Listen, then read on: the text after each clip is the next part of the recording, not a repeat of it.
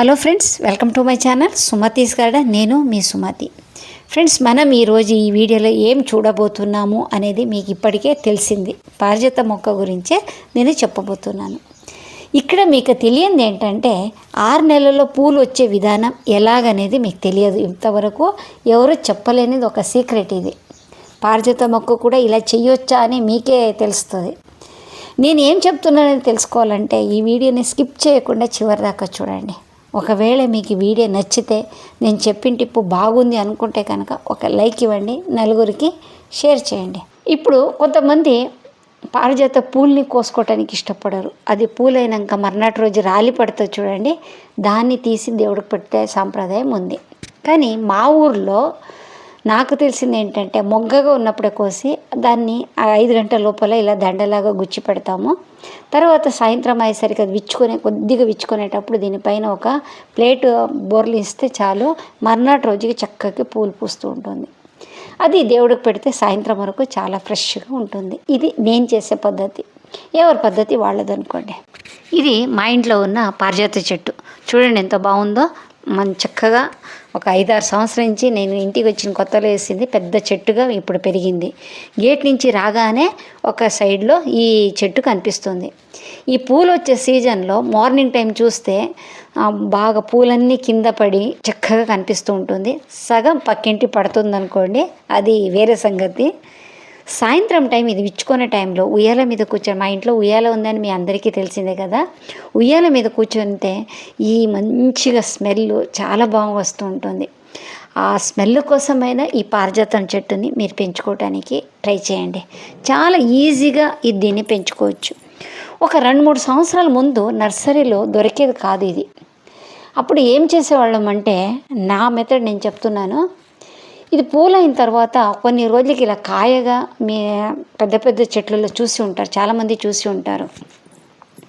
ఒక 2-3 నెలలకు అంటే మార్చ్ ఏప్రిల్ అట్లా టైంలో చూస్తే ఇలా చెట్టు నిండా ఎండిపోయిన విత్తనాలే ఉంటుంది. సరే, ఇన్ని విత్తనాలు ఉంటుంది కదా, వర్షం రాగానే దీనికి అన్ని మొలకలు వస్తాయి అనుకుంటే మీరు చూడండి. కావాలంటే ఏదైనా పెద్ద చెట్టు కింద వెళ్ళి చూడండి, ఒకటి కూడా మొలవదు. ఎందుకు అని ఎప్పుడైనా ఆలోచించారా? నేను చెప్తాను చూడండి. ఇప్పుడు మనం ఈ కొరియాండర్ వేస్తాం కదా, అంటే ధనియా వేస్తాం చూడండి, కొత్తిమీర. అది వేసేటప్పుడు, విత్తనాలు వేసేటప్పుడు ఏం చేస్తామో దాన్ని 2 పాలు చేసి వేస్తూ ఉంటాం. అంటే పాత చెప్పులతో కానీ లేకపోతే వేరే దేనితోనైనా ఇట్లా వేసి దాన్ని 2 పార్ట్స్ చేసేస్తాం కదా. అట్లాగే పారిజాత సీడ్స్ కూడా 2 పార్ట్స్ చేసేస్తేనే దాంట్లో మొలకలు వస్తుంది. దీనికి తీసుకోవాల్సిన మట్టి మిశ్రణం ఎలాగుండాలి అంటే, ఒక 50% కోకోపీట్, 50% ఈ మట్టి తీసుకోండి. ఒట్టి మట్టిలో వస్తుందా అంటే రాదు, కొంచెం కష్టమే. కొద్దిగా మీ దగ్గర కోకోపీట్ లేకపోతే ఇసుకనే తీసుకోవచ్చు. ఒక ఏదైనా పాట్లో వేసి పెడితే వారం 10 రోజులకే మీకు మొలకలు వస్తుంది, చక్కగా మొలకలు వస్తుంది. అన్నీ మన సీడ్స్ని 2 పార్ట్స్ చేసేస్తే, అది ఒక సీడ్స్ ఉంటుంది కదా, దాన్ని 2 పార్ట్స్ చేసి వేయాలి. అప్పుడే మీకు మొలకలు వస్తుంది. వారం 10 రోజులకి వస్తుంది. కానీ ఏ టైంలో వేయాలి అంటే, ఈ జూలై ఆగస్టులో వేసుకుంటే చక్కగా మొలకలు వస్తాయి. అంతకన్నా ముందు ఎండ టైంలో వేస్తే దీంట్లో అంతగా రిజల్ట్ రాదు. వస్తుంది, రాదు అనేం లేదు, కాకపోతే చాలా రిజల్ట్ తక్కువ ఉంటుంది. మనం మంచిగా చక్కగా రావాలంటే ఈ జూలై ఆగస్టులో వేసుకుంటేనే సీడ్స్ మంచిగా మొలకలు వస్తుంది. ఇప్పుడు నార్మల్గా ఒక 4-5 ఆకులు రాగానే నారు తయారైపోతుంది, మనం తీసి వేరే చోట్ల పెడుతూ ఉంటాం కదా. కానీ పారిజాతం అట్లా చేయకండి. కనీసం దీనికి ఒక 6-7 నెలలైనా అదే పాట్లో ఉంచాలి. అంటే ఆ మొక్క బాగా పెరగాలి, అప్పుడే దాన్ని తీసి వేరే చోట పెట్టడానికి అనువుగా ఉంటుంది. ఇప్పుడు ఒక స్ట్రైట్గా పెరుగుతూ ఉంటుంది, దాన్ని బుషిగా చేయాలంటే ఏం చేయాలి? సింపుల్, అందరికీ తెలిసిందే. అప్పుడప్పుడు ప్రూన్ చేస్తూ ఉండాలి, పించింగ్ చేస్తూ ఉంటే మంచి చక్కగా బుషిగా తయారవుతుంది. ఇప్పుడు ఈ వర్షాకాలంలో మనం సీడ్స్ వేసుకున్నాం అనుకోండి, నెక్స్ట్ సీజన్ వచ్చినప్పుడు దాన్ని తీసి వేరే పెద్ద పాట్లో వేసుకుంటే చాలు, మంచి చక్కగా పూలు వస్తూ ఉంటుంది. ఇది విత్తనాల నుంచి పెంచుకునే ఒక క్రమం. ఇప్పుడు అందరికీ విత్తనాలు దొరకకపోవచ్చు, మళ్ళీ ఏం చేయొచ్చు? ఇప్పుడు ఒకటి ఏంటంటే కటింగ్స్ పెట్టడం. ఒక 10 కటింగ్స్ పెడితే 1-2 వస్తుంది. అదైనా ఎప్పుడు నాటుకోవాలి?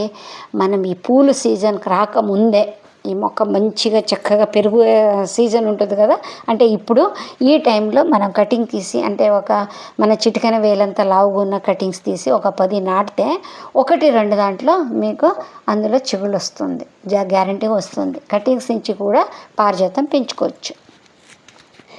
ఇప్పుడు అంతకన్నా ఈజీగా ఏదైనా మెథడ్ ఉందా అంటే ఎయిర్ లేయరింగ్ చేసుకుంటే చక్కగా ఈ మొక్క వస్తుంది.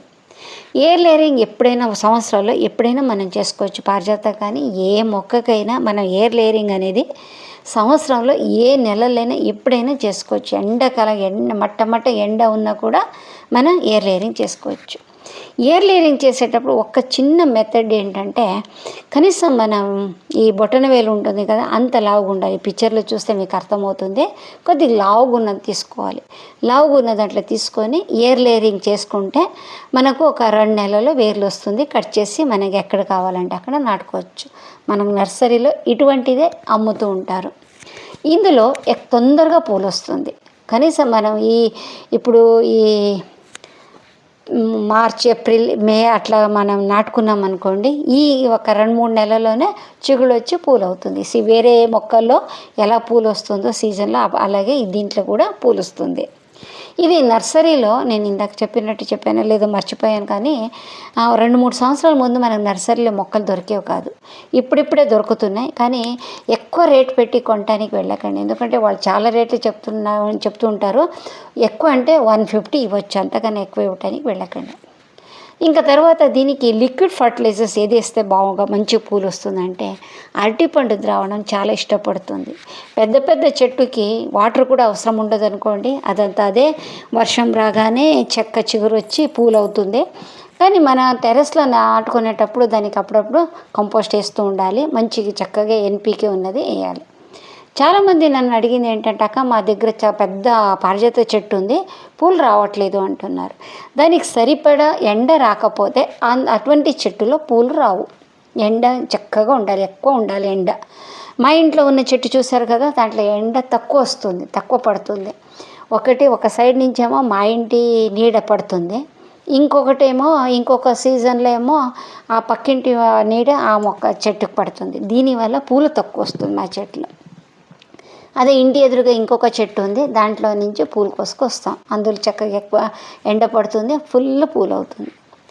చాలామంది తెలియదు ఏంటంటే, ఈ పారిజాత ఆకులో కూడా మంచి గుణం ఉంది. ఏంటి అంటే, ఇప్పుడు మనకు బాగా ఒళ్ళు నొప్పి ఉందనుకోండి, బాడీ పెయిన్ అంటూ ఉంటారు కదా, లేకపోతే బ్యాక్ పెయిన్, లేకపోతే తలనొప్పి, ఇటువంటివి ఉన్నప్పుడు ఒక 4 పారిజాత లేత ఆకులు తీసుకొని దాన్ని కషాయంలాగా బాగా మరిగించి వడగొట్టుకొని దానికి కొంచెం తేనె, నిమ్మరసం వేసుకొని తాగుతూ ఉంటే బాడీ పెయిన్ తగ్గుతుంది.